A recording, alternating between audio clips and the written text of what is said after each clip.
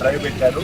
వాటి వల్ల ట్రాఫిక్ చాలా ఉమ్మడి ప్రకాశం జిల్లా జనసేన కార్యదర్శి గూడూరు శివరామ ప్రసాద్ తిరుపతి లడ్డు విషయంలో వైఎస్ఆర్సీపీ నేతల అసత్య ప్రచారాలను మానుకోవాలని హెచ్చరించారు.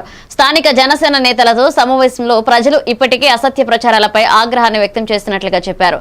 సిట్ నివేదికల తర్వాత మాత్రమే చట్టపరమైన చర్యలు తీసుకుంటామని, అంతర్గత పార్టీ విషయాలను ప్రచారం కోసం ఉపయోగించాలని హెచ్చరికను చేశారు.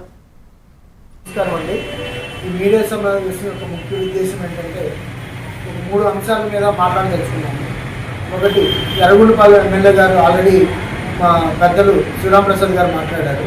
తదుపరి టీడీడీ లడ్డు విషయం ఒకటి, అంబటి రాంబాబు గారు మా కళ్యాణ్ గారి మీద చేసిన అనుచిత వ్యాఖ్యలు దాని గురించి మాట్లాడదామని ఈ ప్రశ్న పెట్టాము పెద్దలతోటి.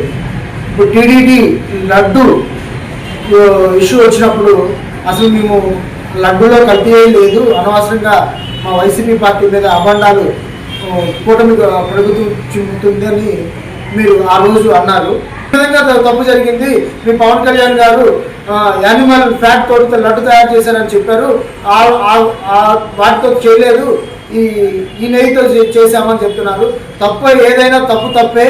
అది ఫర్దర్గా అన్ని రిపోర్ట్స్ గ్యాదర్ చేసుకొని డెఫినెట్గా మీ ముందుకు తీసుకొచ్చి దీని మీద నివేదిక వచ్చిన తర్వాత డెఫినెట్గా మేము చట్టపరమైన చర్యలు ఎవరైతే పాల్పడ్డారో వాళ్ళందరి మీద చట్టపరమైన యాక్షన్ తీసుకొని డెఫినెట్గా వాళ్ళకి పనిష్మెంట్ ఇస్తామని చెప్పి తెలియజేసుకుంటూ, ముఖ్యంగా మా ప్రెస్ మిత్రులందరికీ ధన్యవాదాలు తెలుపుకుంటూ సెలవు తీసుకుంటాం.